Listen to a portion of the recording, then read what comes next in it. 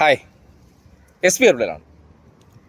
മാലിന്യ നീക്കത്തിൽ അട്ടർ ഫ്ലോപ്പായി കഴിഞ്ഞ മേയറുടെ ഒരു പുതിയ കഥ എത്തിയിട്ടുണ്ട്. കാര്യം എന്തെങ്കിലും പറഞ്ഞ് ജനങ്ങളുടെ മുന്നിൽ നിലനിൽക്കണ്ടേ.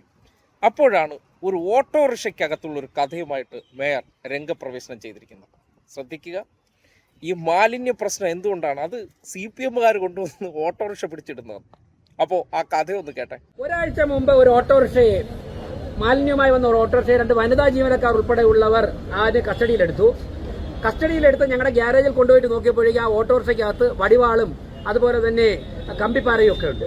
അപ്പോൾ വടിവാളും കമ്പിപ്പാറയും ഉൾപ്പെടെയുള്ള മാരകായുധങ്ങളുമായിട്ടുള്ള സംഘങ്ങളാണ് ഈ അനധികൃത മാഫിയകളായി പണമുണ്ടാക്കാൻ വേണ്ടി നഗരത്തിൽ ഇറങ്ങിയിട്ടുള്ളത്. ഇത് ഒരുപാട് കാലങ്ങൾക്ക് മുമ്പേ ഉള്ള തിരുവനന്തപുരത്തെ കീഴ്വഴക്കമായിരുന്നു. ഈ ഭരണസമിതി അധികാരത്തിൽ വന്നിട്ട് വളരെ ശക്തമായ നടപടികളുമായി ഞങ്ങൾ മുന്നോട്ട് പോയപ്പോഴേക്കും ഒരു പരിധിവരെയൊക്കെ തന്നെ ഇവർ പിൻവലിഞ്ഞിരുന്നു. കേട്ടല്ലോ, ഞങ്ങളുടെ വനിതാ സ്ക്വാഡ് ഓട്ടോറിക്ഷ പിടിച്ചു കൊണ്ടുവന്ന് ഗ്യാരേജിലിട്ട് പരിശോധിച്ചപ്പോൾ അതിനകത്ത് വാള്, കോടാലി, അമ്പും വില്ലും, ടൈം ബോംബ് തുടങ്ങിയ സാധനങ്ങളെല്ലാം പിടിച്ചെടുത്തു എന്നാണ് പറയുന്നത്. ഇത് പറയുന്നത് കേട്ടിട്ട് നിങ്ങളങ്ങ് വിശ്വസിച്ചു. ആരാണ് പറയുന്നത്? തിരുവനന്തപുരം കോർപ്പറേഷൻ മേയർ പറയണത് എന്താ വിശ്വസിച്ചൂടെ എന്നല്ല. നിങ്ങൾ തന്നെ ആലോചിച്ച് നോക്കിയേ. 24 മണിക്കൂറും ഒപ്പം ക്യാമറയായിട്ട് നടക്കുന്നവരാണ് മേയർ സംഘവും. ഡെപ്യൂട്ടി മേയർ എല്ലാം ചേർന്ന് 24 മണിക്കൂർ ടോയ്ലറ്റിൽ പോണതിനകത്ത് മാത്രം ക്യാമറ കയറ്റാതെ ബാക്കിയുള്ള സകല പരിപാടിക്കും മുന്നിലും പിന്നിലും എല്ലായിടത്തും കേരളത്തിലെ പല ഓൺലൈൻ മഞ്ഞക്കാരെ കൊണ്ട് നടന്നിട്ട് സെൽഫ് പ്രൊമോഷൻ, സെൽഫ് ബൂസ്റ്റിംഗ് ഒക്കെ നടത്തിക്കൊണ്ടിരിക്കുകയാണ്. കാര്യങ്ങളൊന്നുമില്ല, ഈ ക്യാമറയ്ക്ക് മുന്നിലേ ഉള്ളൂ. അങ്ങനെയുള്ള ടീംസ് ഇങ്ങനെ ഒരു ഓട്ടോറിക്ഷ പിടിച്ചാൽ നാക്കുകൊണ്ട് കഥ പറയുമായിരുന്നു. ആ വീഡിയോ ഉടനടി എടുത്ത് CPM-കാർക്കെതിരെ പ്രയോഗിക്കുകയായിരുന്നു. നിങ്ങളൊന്ന് ആലോചിച്ചേ.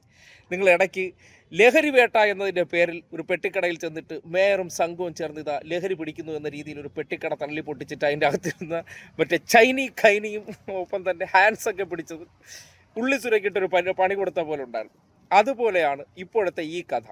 ഇങ്ങനെ ഒരു കഥ പറയുമ്പോൾ ആകെ വിശ്വസിക്കാൻ ബുദ്ധിയില്ലാതുള്ളത് അത് സംഘികൾക്ക് മാത്രമാണ്. സംഘികളെ സംബന്ധിക്കുന്നിടത്തോളം ഇവരെ പറയുന്നത് മാത്രമേ വേദമാക്കിയുള്ളൂ. നമ്മളെ സംബന്ധിക്കുന്നിടത്തോളം അവർ ചെയ്യുന്ന പ്രവൃത്തിയും അവർ പറയുന്ന കാര്യങ്ങളും താരതമ്യം ചെയ്ത് നോക്കും. അതിനൊരു സത്യാവസ്ഥയുണ്ട്. കാര്യം മനുഷ്യൻ്റെ ഒരു ലോജിക്കാണല്ലോ. ഇവർ പറയുന്നപ്പോൾ എല്ലാ കാര്യങ്ങളും VV രാജേഷ് പറയുന്നതിനെ കള്ളമാണെന്നൊന്നും പറയുന്നില്ല. പക്ഷേ ഒരു ഓട്ടോറിക്ഷ കഥ ഗ്യാരേജിലേക്ക് ഇറക്കി വിട്ടാൽ അപ്പം തന്നെ 4 ക്യാമറയായിട്ട് അവിടെ വന്നിട്ട് അതിനെ വിറ്റ് പുട്ടടിക്കാനുള്ള എല്ലാ പരിപാടിയും ആരെയിലുണ്ട്.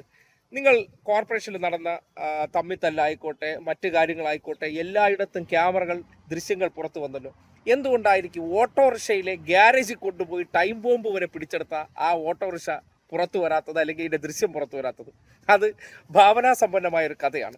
നമ്മൾ കഴിവുകേടുകളെ മറയ്ക്കാൻ ഓരോ കഥകൾ ഉണ്ടാക്കണം. നമ്മൾ VD സതീശനും ഇടയ്ക്കിടയ്ക്ക് ഇതുപോലെ ചെയ്യാറുണ്ട്. 2 പേരും സെയിമാണ്, ഒന്നിനും കഴിവില്ല, എന്ത് സംഭവിച്ചാലും അത് എൻ്റെ തെറ്റല്ല, അത് അവരെ തെറ്റാണെന്ന് പറഞ്ഞ് കൈയൊഴിയുന്ന ഈ ആശാന്മാരുടെ ഏറ്റവും ലേറ്റസ്റ്റ് ആയിട്ട് പുറത്തുവിട്ടിരിക്കുന്ന ഈ ഓട്ടോ ബോംബ് കഥയുണ്ടല്ലോ, അത് കേൾക്കുമ്പോൾ നമ്മുടെ ബോബനും മോളിയും കഥ വായിച്ചിട്ട് ചിലർ, അല്ലെങ്കിൽ ശിക്കാരി ശംഭുവിൻ്റെ കഥ വായിച്ചിട്ട് ചിലർക്ക് അത് കണ്ടിട്ട് സത്യമാണെന്ന് വിശ്വസിക്കും പോലെ മാത്രമേ രാജേഷിൻ്റെ ഈ വമ്പൻ ഓട്ടോറിക്ഷ നുണ കേട്ടിട്ട് തോന്നുള്ളൂ എന്ന് മാത്രമാണ് നാട്ടുകാരെ അറിയിക്കാനുള്ളത്. ഇമാതിരി അടവൊക്കെ വിട്ടുപിടിക്കേണ്ട സമയമായി.